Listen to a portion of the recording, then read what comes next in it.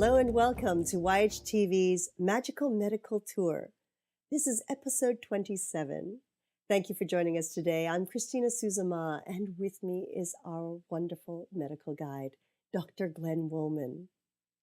Hello, Glenn. How are you today? Hi, Christina, and greetings and welcome to everyone to Magical Medical Tour. I'm Dr. Glenn Woolman. I will be your co-host and medical guide as we travel through the healthcare galaxy today, looking for ways toward optimal health.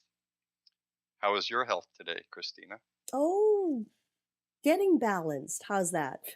That's an excellent word. Oh, yes, it's I like that. we're always sort of finding that balance in life, aren't we, between all our work and our play and wellness. And yes, that's why we need you on this show all the time, Glenn. You keep reminding us what we have to do to keep that balance. There's a lot, but it needs to become a lifestyle.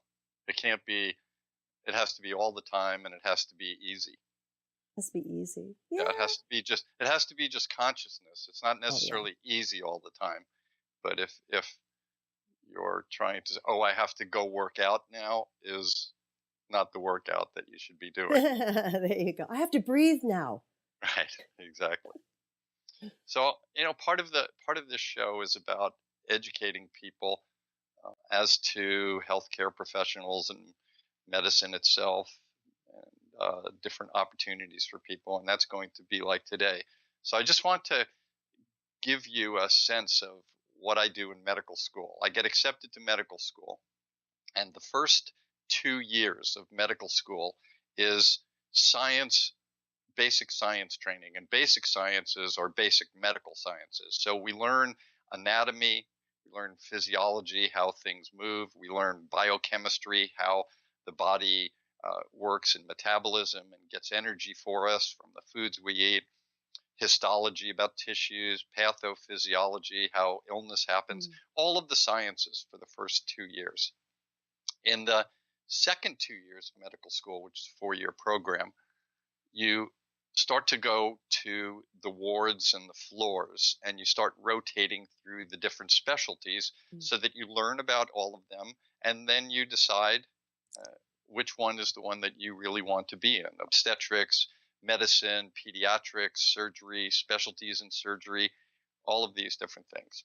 So we, as a third-year medical student, having just finished our sciences and knowing everything now after 2 years, go up to the wards in the hospitals. And in each ward, there's always a nurse's station where all of the nurses are hanging out and doing things. They're not just hanging out. They're working. There's a lot of things happening. It's a beehive. But as a medical student, in that very first moment, you have one of two choices that you have to make that will affect potentially the rest of your career in medicine. The nurses believe that they know more than we do as medical students. So there are those of us that say there's no way, and they have a hard time for the rest of their lives in medicine. But then there is the group of people, the group of medical students that learn that nurses do know more and will save your life and make your life easy, especially as a medical student and then as an intern and a resident. So it's really essential to honor nurses, and that's what we're doing today. Most of the time, we've talked with other people about their professions and things like that, and we love that. But today is sort of an honoring for me because nurses are such an important part of all of medicine. They don't get to be in the spotlight too often, even though they're the main light. So today, we are interviewing, and I'm introducing you to one of my favorite all-time nurses who has so many other things that she does, and we're going to get into that today. So I'd like to say hello right now to my friend, my colleague, Jan Ingram. Hello, Jan.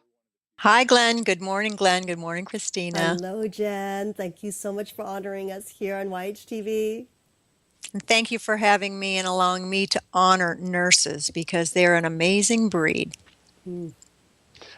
And we're going to learn that today.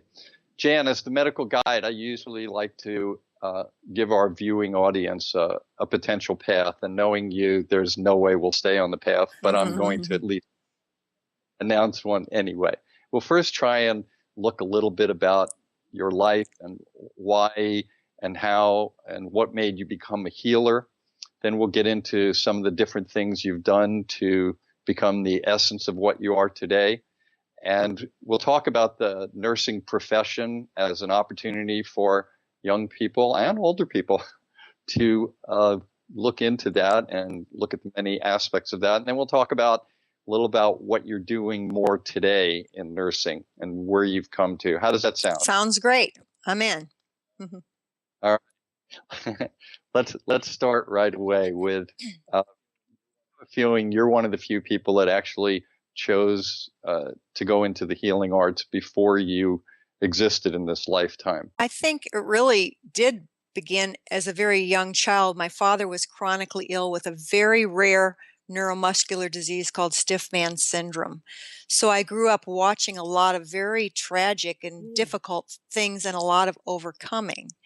But when I was 18, I, at a psychic fair, ran into a gentleman, Doc Bream, who introduced me to alternative healing, took me under his wing as a mentor, and that's where my true healing arts as a practitioner journey began.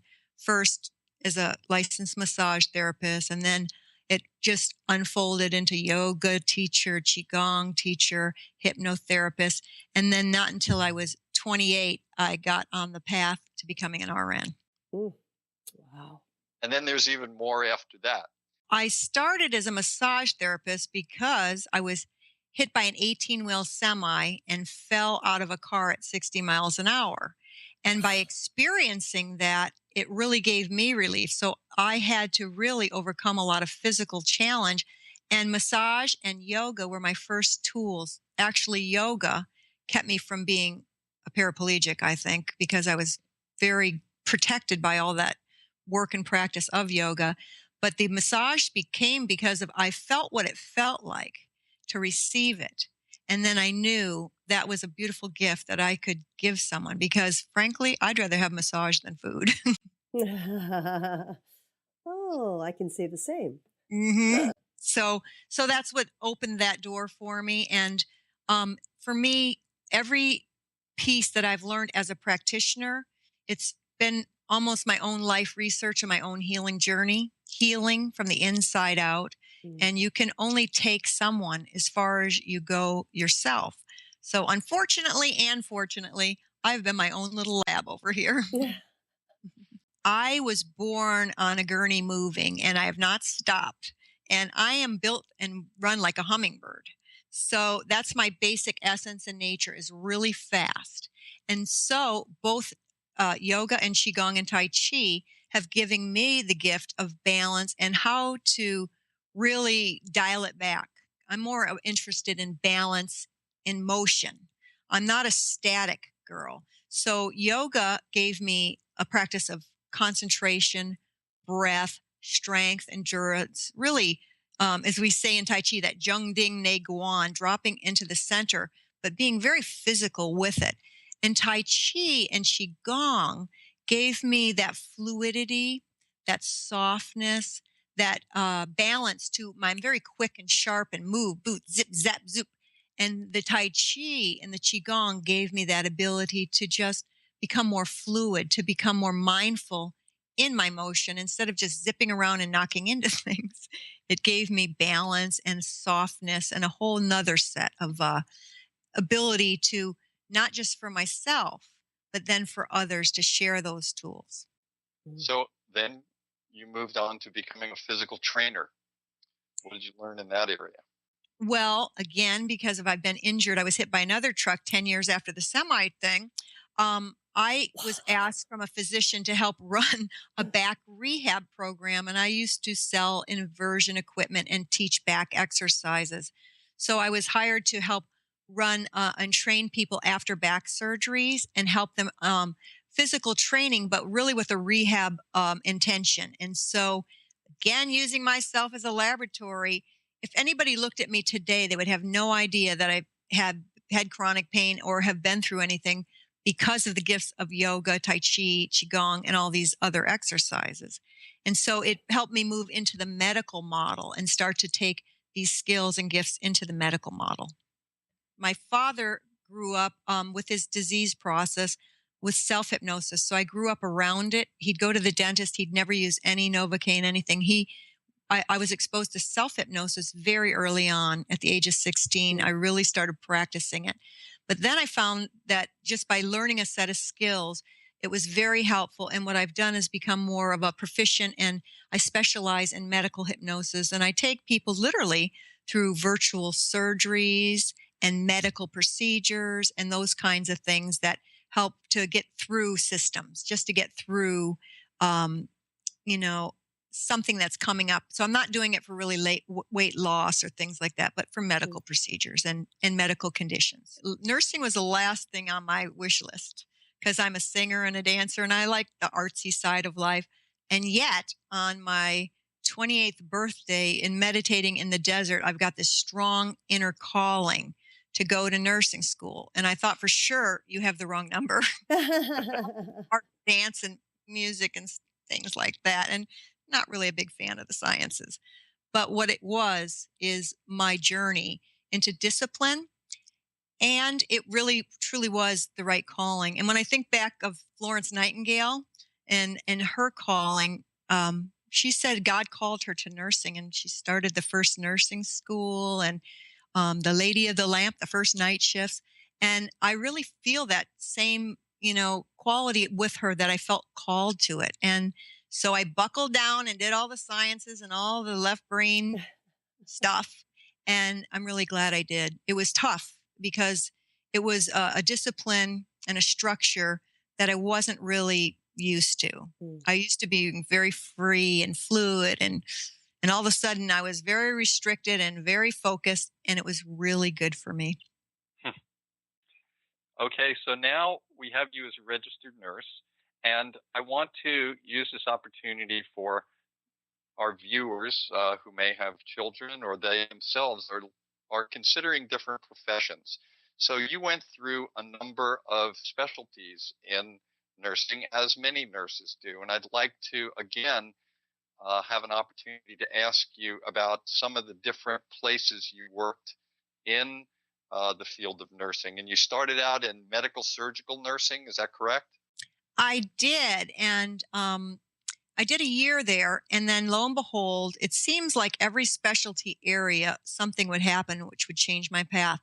Got in that second car accident by that truck, and it took me out of floor nursing. But what happened is I had 3 months off while I was rehabbing myself. I learned birth center nursing, and they said you would fit in great in the birth center. So I studied and I worked really hard.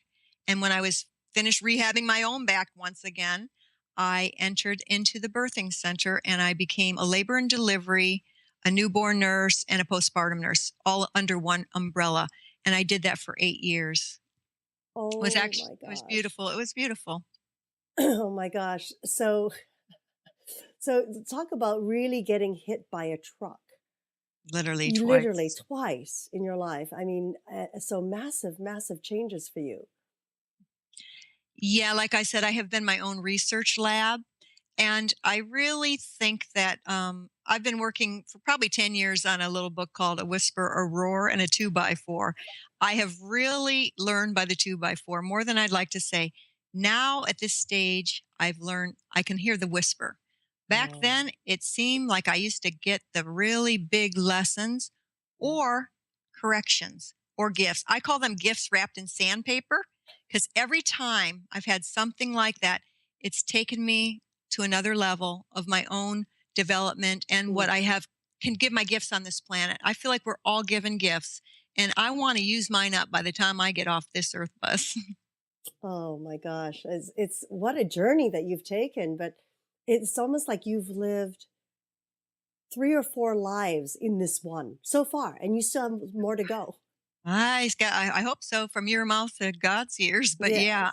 Yes. And the truth is I got out of during the time in the birthing, I ended up Mm. in a right before that in a C-section. I got insight into that because I had a tubal pregnancy and had to have that surgery. So my friends always make a joke when I was going to be a pain center nurse, I got hit by a truck. When I was in the birth center, I had to have this surgery. They said, Jan, whatever you do, don't go into intensive care nursing. So I've gotten out of all clinical nursing and now I do community outreach through parish nursing, which is an amazing, amazing part of nursing and out in the community. Lovely. So you're staying away from the hospitals now. Yeah, I go in, I'm in a lot of meetings, I'm on a lot of committees, I'm part of a team, and I help to create structures and committees that serve the hospital, but I don't work in the clinical setting anymore. I work in the community. I manage the parish nursing community outreach program for Cottage Health System here in Santa Barbara. And I have nurses that are in homeless shelters, working with mentally ill clients, seniors at risk. And we put on all kinds of heart fairs, cancer fairs, senior fairs. So now I'm happily serving humanity in a community container instead of the hospital. Oh, how magnificent. So you're back to creating again. And all those skills that I've learned all along the way, all the integrative medicine skills, all of those now come together. So there was a method to the madness. At each journey, I wasn't sure. I just kept going. And Mm, now I see how they all fit together like a beautiful little woven tapestry. And are you still teaching? Like, do you still teach yoga and Tai Chi? Well, in fact, last week I got invited up to the nursing school, and I taught a qigong class for the brand new nurses. There were 29 nurses on the college campus, and we were out Wow. there just doing a little tai chi and qigong. And I was trying to give them some skills to get through nursing school Mm, because it's a tough road, and there's a sad saying, but it can be true that nurses eat their young.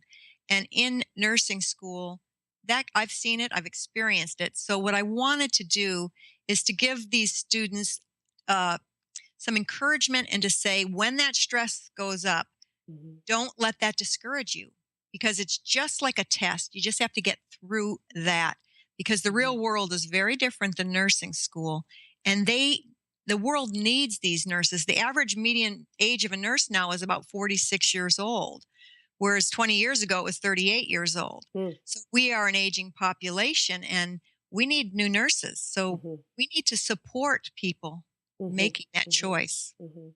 Well, isn't that magnificent? I have to tell you, since I was really young, my father also had been going through quite a journey himself when I was really young. He had a heart condition, and he was like 6 months out of the year in the hospital. I know. And in those days, children weren't allowed in the hospitals um, unless they were like over 13 or over 16, except on weekends.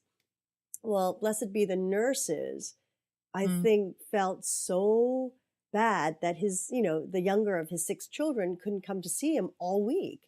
So they kind of bent the rules for us because we were very well behaved and we were very quiet. And in those days, they shared the ward, so there would be like four men Yeah. to a room, and Yeah. so you'd have to be extremely quiet, of course, not to disturb other people.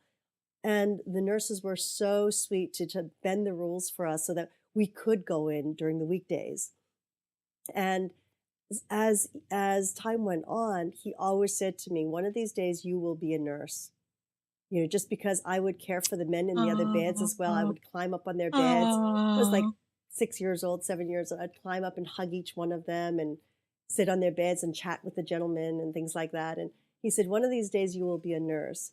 So deep down inside, I have to let you know, Jan, that there's a part of Oh, me that so honors your profession and oh, is thank you. so, really my father so respected the nurses that took care of him. Excuse me. And as he said, all day he would see the doctor once or twice, but he always saw his nurses and he loved each one of them and held you all in such high regard. Well, although I'm not in clinical nursing anymore, I work close with on different committees with some of these nurses, and they have my deepest and profound respect because it is very tough. But what I've learned and questions I've interviewed and asked a lot of nurses It's so amazing. It's really truly a calling to them. And especially on the floors, it's very long. Sometimes nurses can go hours and hours and hours and not get a break for eating. And people sometimes get impatient. Well, where's the nurse? Well, she's probably with three or four or five other patients. And doing so with a joyful heart most of the time. It can be very stressful, but the nurses that are in the hospital are amazing. And even my nurses that work with the homeless, the mentally ill, I think of them as little T's, little Mother Teresa's, because they do it with such knowledge about what healing is about on all levels, but with such compassion and integrity for those really suffering. And another level is cultural appropriateness, because we're not all cut from the same cloth. And when you have people from different walks of life, it's important to really meet them where they are, who they are, and give in ways they can receive. So I just, I have the deepest love and admiration, especially for the floor nurses. So I'm sure just through your adventures and journeys in that what you share with the new nurses coming in, as they say, studying is one thing, but being out in the world is a whole nother deal. It sure is. It sure is. Mm, what a wealth of information that you bring to us all. Do you have for someone who's interested in becoming a nurse, what how would they approach that? Well, talk to other nurses. And there's levels of education. And there's entry points. I call them on ramps. So, licensed vocational nursing (LVN). There's ADN programs, which I did. It's a 2-year program through a city college. But there's a new movement towards magnet status in hospitals, Mm, which really is a good thing. It raises the bar on the level of care. But what it is that it's going to make it so that close to 75% of the nurses now will need to have BSN. So it's always recommended that people, if they're thinking about going into nursing, that they think about going on that track, the BSN track. mm, mm. So with the BSN so they've actually divided nursing into different groups. Is that my understanding? Well, there's licensed vocational nurses, and then you're an RN, but you can have different levels of education. A 2-year degree, ADN, Mm-hmm. a 4-year degree, a bachelor's of science in nursing. They have masters of science in nursing, and they also have doctorates in science of nursing. Gosh. Well, they're all RNs, but there's different levels. And then there's advanced practice nurses, which would be like a nurse practitioner or a clinical specialist or a nurse anesthesiologist, anesthetist.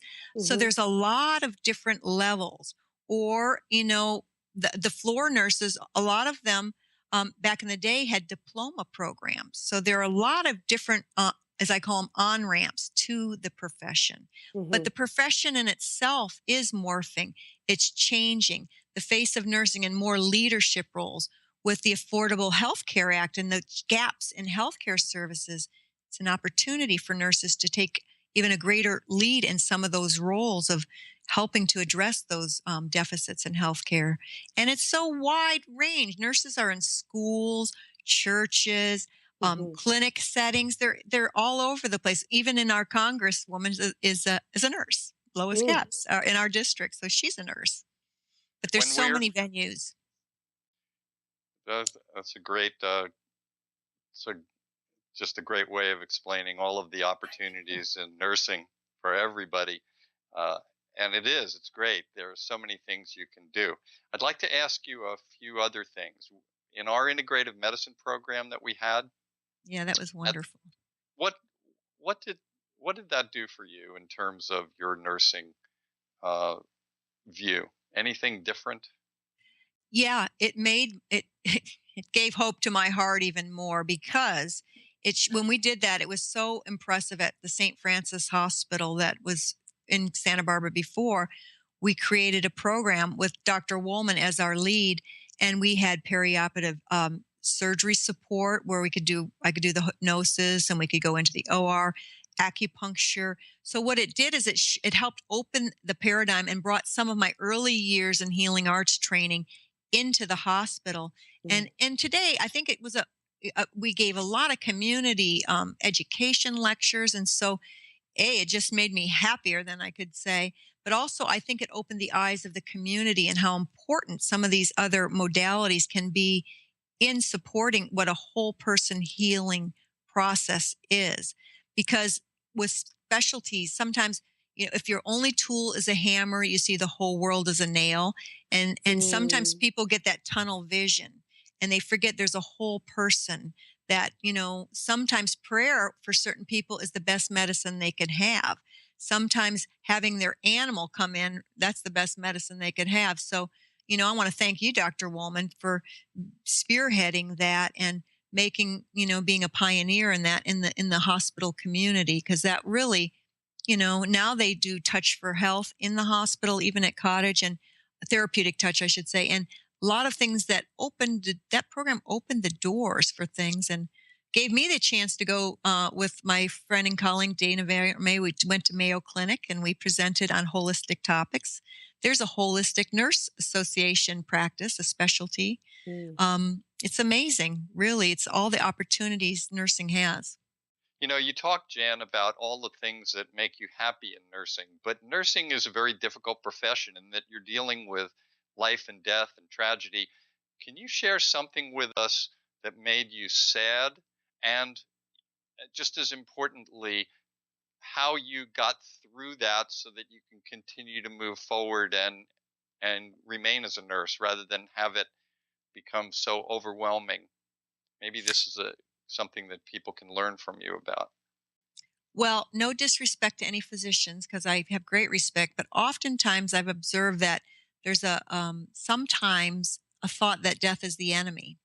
And death is not the enemy. It's part of Mm. the circle of life. And so one thing that as a brand new nurse stood out, it was Christmas Day, and I was with a woman, and a physician, an old school physician, was trying to get a line in her neck, even though she had a peripheral line, and she was supposed to go get a X-ray at the lab. And Just to butt in for a second for our viewers, we when Jan says a line, she's talking about an intravenous line so that we could have Mm. access to the internal systems. yeah, thank you. But because he was delayed and he kept trying to get this thing and trying to get this thing, it postponed her getting there, and she coded and Mm. died in the elevator. And that was Christmas. And so it gave me, it was a heavy feeling for me, because I was too new to be assertive like I would have been now and would have said something. Um, and all these years later, this is almost 24 years later, that's still in the foreground. But the good news, the gift wrapped in sandpaper for me is, death is not the enemy. And I've moved into helping, and I've done a lot of kind of palliative care. I've helped and assisted in the death process on a lot of occasions. And to say how we can create people to have a conscious, loving, comfortable Mm. death is now one of my, goals and passions. And so that little rub, that, thing that really saddened my heart and disturbed me, has now become some fuel to say, how can I participate in it, creating more of an awareness, and how can we embrace, that death isn't the enemy. So let's make it the best experience, like every other experience that it can be. Mm. Mm. Yes, I do like that very, very much, because that's the belief I come from with in the healing arts is helping an individual become comfortable and trust, Yeah. trust that everything will be fine, and creating that wonderful path for them and holding their hand through into what we call a rebirth, actually. And a hospice patient once said to me, she said, "Honey, take care of all your business while you're alive, because you don't want to be squirming when you die." I love And, it. and I love that. It makes me want to continue to challenge myself, to grow, to see where I need to still do some inner work, and to also assist others through the hypnosis and some of the other skills that, you don't have to deny the diagnosis. Sometimes you can Mm, defy the verdict. And so, how can I be a facilitator? Because that's all I am, as a facilitator. But I got to go back to the floor nurses. I'm amazed, the day in and day out, and the long hours, and the bridge between the patients and the physicians and their nurse expertise. Glenn, you said it as student physicians coming in. Um, my hope is always that the team strengthens, that there's no us and them, there's no doctors, nurses, that it's a healthcare team, and each role is crucial to the functioning of the whole. I just think if there was a hospital and no nurses, you got a little problem. Hmm. Speaking about that, let's talk about. I want you to go back to med surg nursing, and I want you to think about. There's a lot of times you and I on the street when we're talking to people, and they tell us the story of how they were in the hospital, and sometimes they met with Nurse Ratchet, yeah. Oh, yeah. and uh, I try to talk to them and give them a different viewpoint of their perception of Nurse Ratchet, what she may be doing because of budget cuts and over Yeah. hours and something like Yeah. that. But still, there is a process where people have to negotiate with nurses and communicate with nurses. So, if can you give us some kind of guidelines that you would like to see if a family member, a loved one, is unhappy with some of the care they seem to be getting, maybe from one nurse during a certain shift or something else? How do they rectify the situation? How do they improve things for themselves or their loved one? What's the best way to communicate with the nursing team? Mm, Well, my goal in life is to always, before I jump to conclusions, which I do, we all do, human, is to be curious. So if somebody's acting a certain way, I try to be curious why they're acting that way. With that said, it's important to get to, begin with the end in mind. And so sometimes, wherever you go, there you are. Certain people have certain personalities, and some have fussy personalities, whether they're on vacation or at work. So, if you're hitting a wall with somebody, then it's important to have the support, because some people are conflict shy, or they just don't know how to communicate very well. So, as parish nurses, we kind of help our clients to be prepared when they go in, what questions to ask. But sometimes you do need to go around it. Now, if we can stay in our compassion, which is not always easy, because that nurse is probably exhausted and has probably a whole lot of backstory on her side. But the goal is you need to get the care that you need to get right then. And so sometimes maybe asking to talk to the supervisor, or another staff nurse, to kind of help get some objectivity in the mix. But whenever you go into an appointment with a physician, or it's good to have your questions and things written down, because mm, whenever we're under stress, the best days, you can forget things and important things. So if you have it written down, and if you can, back to our simple communication classes, speak in I language. Don't try to say you are not here, you are this, but to say, I'm really scared, I'm confused, I need to know this. So, if you stay in your heart, then sometimes you get the other person in their heart. But when you're stressed out, that's difficult. So you might need to get somebody else to help speak for you. mm. Oh, that's a very, very good point. Because I mean, most people, if they're dealing with a loved one and the nurse and the doctor, they're usually pretty stressed out, Yeah. Yeah. right? It's Especially a if there's stress. someone who's really ill, or like maybe about to transition, they're extremely stressed out. And yeah, one leads to the next, and I hear it so often where, oh, they didn't care, and they didn't, they weren't there for us, and as you say, they might be a little fussy, or they just want a little more attention at that time. But what I want to encourage everybody to do, I'm also a master trainer on the Alliance for Living and Dying Well. And what we do is the 5 wishes, advanced care directives. Mm, Every person, whether you're sick or not, should take the time to fill that out.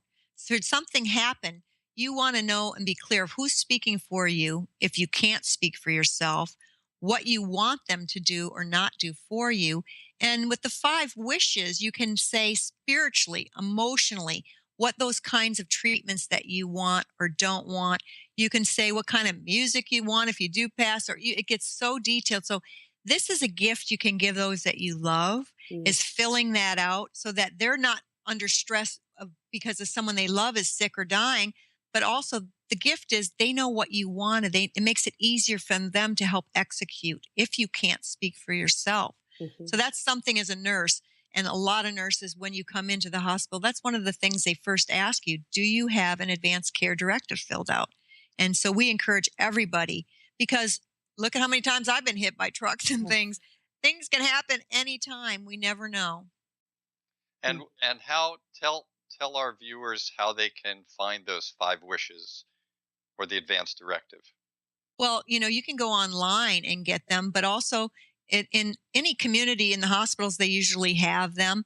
But you can even just Google the 5 wishes form or advanced care directives, and it'll come up, and you can order them online. And they don't you don't have to have a lawyer do that. All you have to do is fill it out, have it witnessed and signed, and it's a legal document. But here's the thing: don't put it in a drawer. Give a copy to your physician. Give a copy to the person who will speak for you, or your lawyer, or all your family members.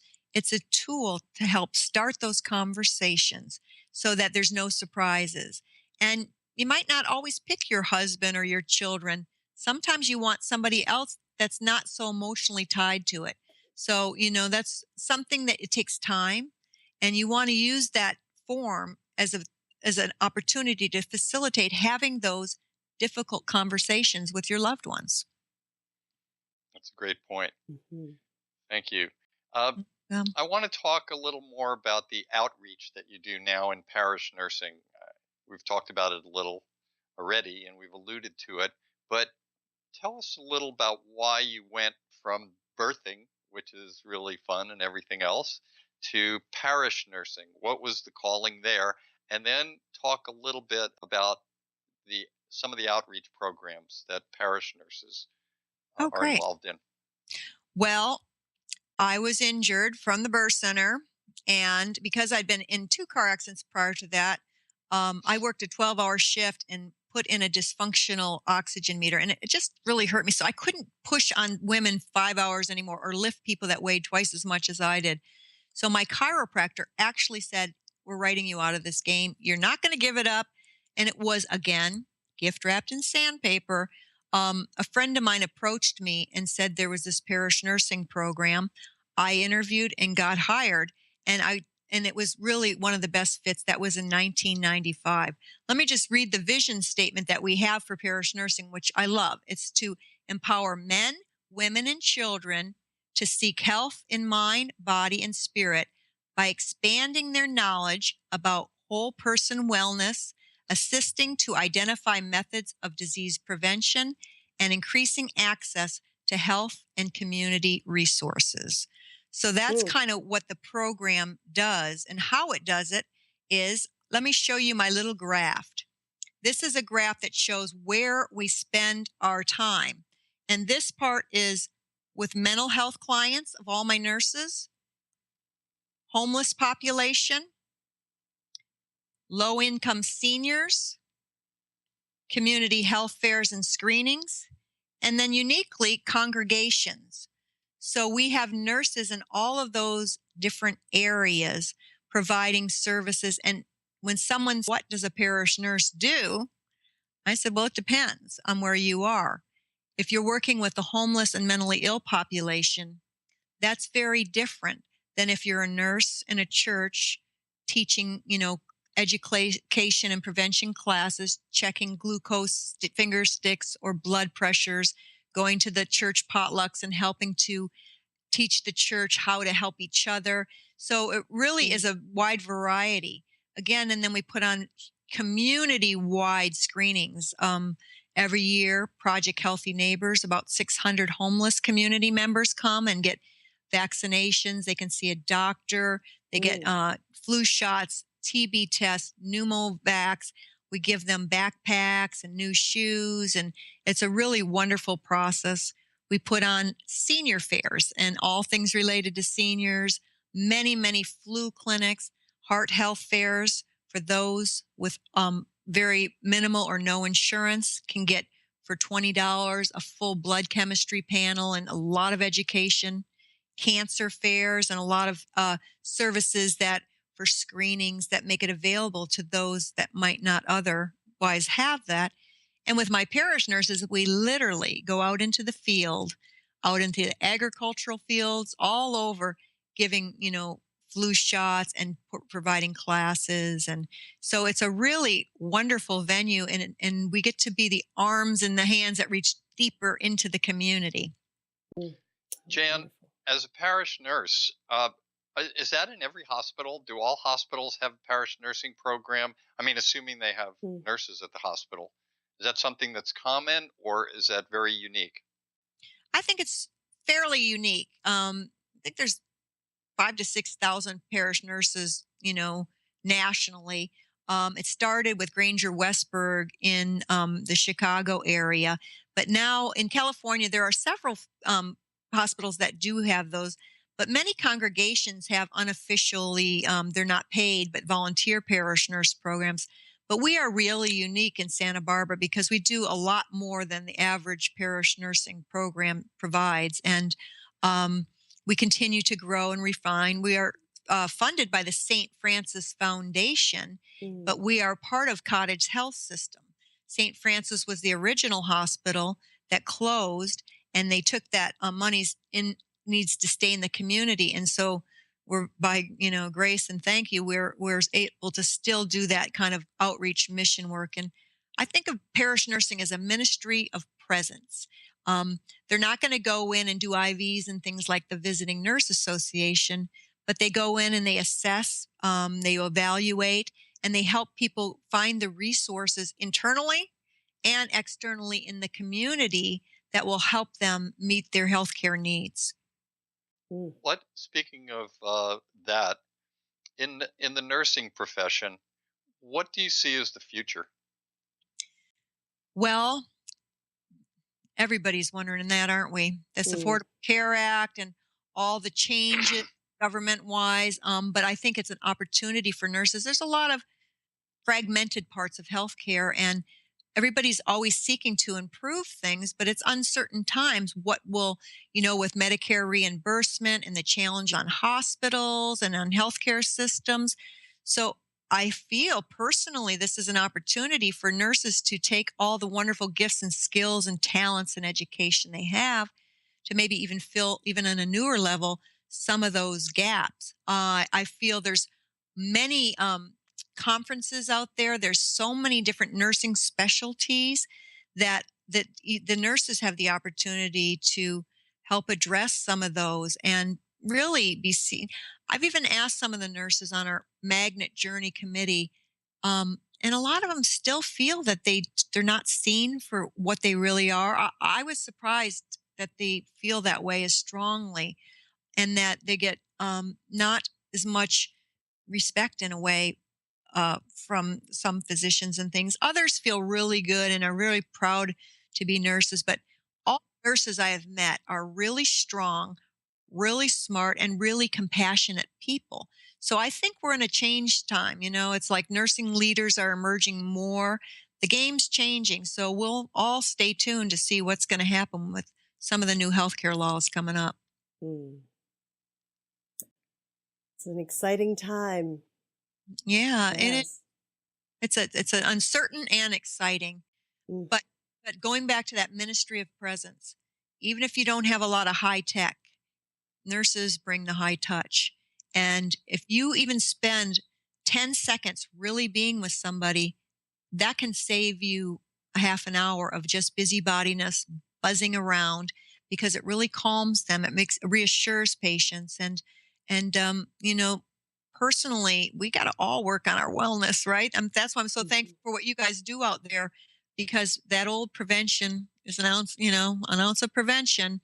And many disease processes are by the choices we make every day, but culturally and habits that we all have, it's hard sometimes. So if we can encourage and create support systems for us all to make better choices, then that's going to reduce the dollars and the impact on the healthcare systems. So I have a question with your parish nursing. The nurses, so is that separate? The nurses that work with you in that group, are they separate from the nurses that work in the hospitals and the system out the regular systems out there, if you could call it a regular system? Mm. Well, that's a good question. And they're all, at this point, cottage hospital employees. So they're all registered nurses under the cottage hospital umbrella, but we are more of the community outreach program. So they'll go into the hospital to support a client or to go visit a client, that's in the hospital or having surgery or a medical procedure or something, but they don't work in the hospital. Although a couple of my nurses do. One's in the ER, and she's incredible, and so she's an educator. We've had nurses that were lactation consultants. One worked in the wound care center. So each of my nurses brings a specialty area. One was an oncology nurse. So Mm, all of us have different backgrounds that we bring to our team. But that's, we're still a part of the hospital, but we are out in the community for the most part. I see. And then from what I've learned from what you were saying, different nurses do look go to different areas of the Yeah. outreach. Yeah, we have nurses that are placed in churches. They do X amount of hours a week in the churches. We have 4 homeless shelters, including one that's a family-based homeless shelter to help transitional housing. Mm, We have 2 nurses that work with what's called Path Points here in town with 130 mentally ill clients, and they're there to help do medication management, to help facilitate them to the certain appointments, to hopefully keep them balanced and from becoming part of the homeless population. We have nurses in, senior housing areas that they'll go there once a month at one, and then every week at another to help be available to the clients and do education programs. We just finished a kids summer program looking at trying to address some of the overweight, obesity issues mm, with teens, giving them some more skills on safety issues. It was a really great summer program. One of my nurses that is an ER nurse just did that, Kathy. And we have all kinds of different programs that are always sometimes overlapping the nurses together. And often they're like their own little CEOs of their particular piece of the pie. That's great. Well, this is very exciting work. I mean, what I hear is, I love outreach. I love community service. So I think that's another part. And then I love nurses. So, it's sort of all such a big collaborative effort I that do. is going on.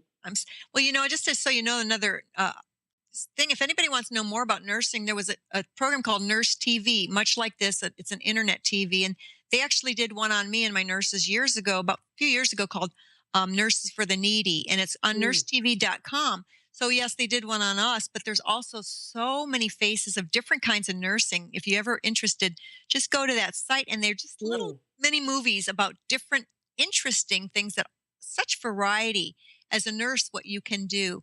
So everybody doesn't have to work in the hospital. You could be a traveling nurse, or you could be, nurses have been on battlefields. Have been so many different roles. So it's a really wonderful profession if you feel that kind of calling. hmm hmm Jan, what?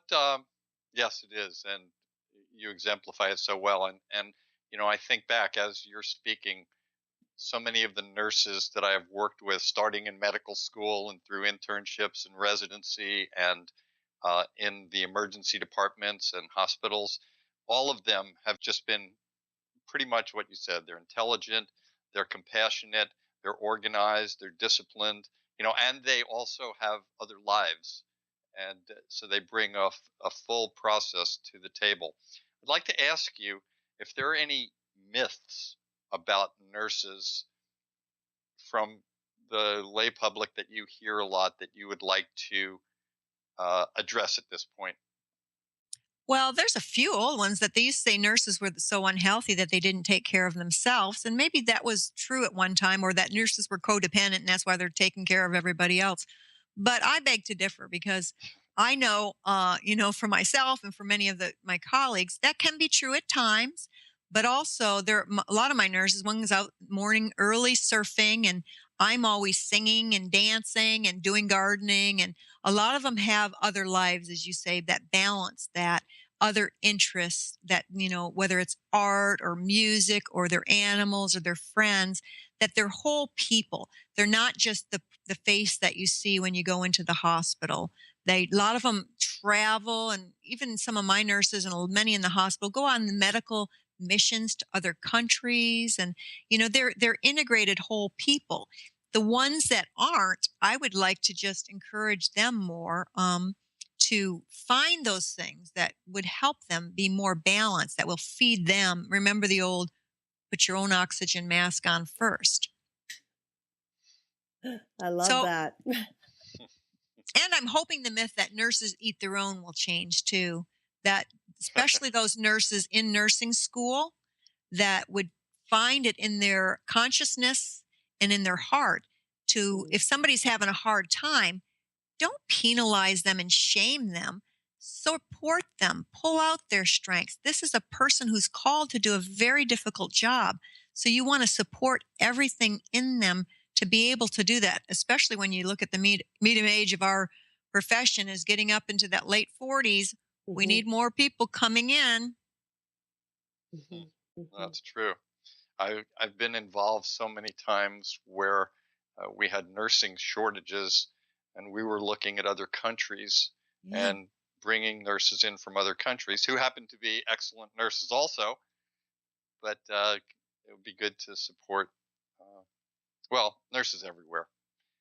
I agree. Now And we, go just ahead. and to just know that nurses and physicians are only part, although nursing is probably the biggest part of the healthcare system in that level, number wise, like 3 million members of the ANA, but that all the other, what it takes a village. When you think about a hospital, think about those housekeepers, think about all those administrative assistant people and the employee health nurses and the nursing educators, all those people behind the scenes, that really, the pharmacy, it takes a very skillfully coordinated team to execute healthcare in a community. We've spoken about that in different episodes, especially episodes where I've interviewed, for example, Dr. David Tufankian as an emergency department doctor, and we realize how important housekeeping is to everything in the hospital. It's essential. So all of the people that dedicate themselves, in a way, if they're a person that's cooking the food at the hospital, in a way they're sort of in healthcare also. And we as people that work in the hospital and are links to the community at the same time understand that and value that. Chan, for each of our guests, we always like to ask for a special health tip that only you have come up with through your journey, and your journey is so amazing that I think we could probably have a whole show on Jan's health tips. Avoid trucks and semis. Don't do what I do. Don't do what I do. Do not attempt this at home. No. So is there something you could share with us? Well, I think basically to first of all explore and find out what you love the most, what feeds you the most. And whatever that is, whether it's singing or dancing or hiking or being with friends, to do more of that. The clock is ticking, and so we need to feed ourselves and to really embrace that. And also kindness. Kindness is so easy, and it changes people's brain chemistry. It changes your physiology. And when you act kind to somebody else, that gives them a gift. But doesn't it feel good when somebody just does a simple, kind act without any agenda in return? And I think the biggest thing for me is, and my really truest, deepest prayer is thank you. And just to be mindful of every day to say thank you for something, whether it's just getting up and you're here, or for even the simplest things. When I looked at Dr. Emoto's work, when he did the water therapy experience where they said all this negative things to water and froze it and took pictures, and then they said things like "I love you," and literally the crystals formed these shapes. And the most beautiful one of all was "thank you." And so I'm saying thank you looks good on everybody. Yes, gratitude. Lots of gratitude and compassion. Love that. And laughing. Oh, yes. We like that one here, don't Laugh. we, Glenn? We do, actually. We like that. Jan, is there anything we've covered a lot of aspects, and of course, we could cover so much more. Is there anything that we didn't cover that you had in mind that you would like to mention at this time before we kind of close off for this week? Well, just, for anybody out there that knows a nurse, just, send them an email and just say thank you for what you do, because a lot of times they don't get thanked. Every now and then they do. Some of the front runners do, but they don't always. They work these long, hard hours, and they are really great champions. And, I'm just very touched and honored that you would invite me to represent that population. But there's so many amazing men, which is about 7%, and women out there in the nursing profession that really make that healthcare wheel keep going round and round. So I just appreciate all that you guys do to bring more awareness to, all these different topics, and today especially for the face of nursing. So thank you very much, both of you. It's a beautiful face that you bring. Jan, I know that you love singing, and I was wondered that what song would be your exit song for today's show? What song would be my exits? Yes, Let's see. closing the show. What would be your Well, finale? my finale would be, I want to thank you, thank you, thank you for all you do. Yeah. Beautiful.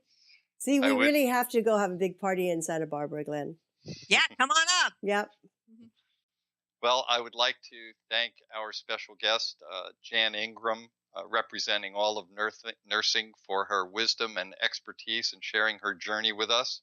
I would like to thank all of my healers and my teachers that have brought me to where I am today. And I look forward to spending another week next week with Christina as we share another quadrant of the healthcare galaxy. And until that time, I wish you all optimal health. Thank you, Jan. Blessings to y'all. Thank you so much, Jan, for honoring us here at YHTV. And we look forward to having you back. Amen. I love it. Thank you so much. Thank you. And of God course, bless.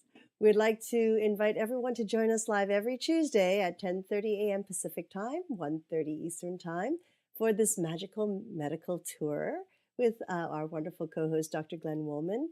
And of course, you can also join me on Wednesdays on Trinity of Life at 11 a.m. Pacific Time, 2 p.m. Eastern Time. And just, it's very simple. Just visit us at yogahub.tv and you will find us there, and any previous episodes as well. And just to give you a heads up, a lot of the episodes are being transferred into podcasts. So for wherever you are and whatever you're doing, you will be able to plug in and actually listen to our shows. You don't always just have to view them. Just listen to them while you're exercising or cooking. Just be careful when you're driving. That's all I say. You can also find Dr. Glenn Woolman at myyogahub.com/G Woolman, and on Twitter at Glenn Woolman. And of course, his own site, glennwoolman.com, where you can learn about his metaphor square breath. And of course, there's more to come. Thank you, everyone, for joining us here on YHTV's Magical Medical Tour. Until next time, namaste.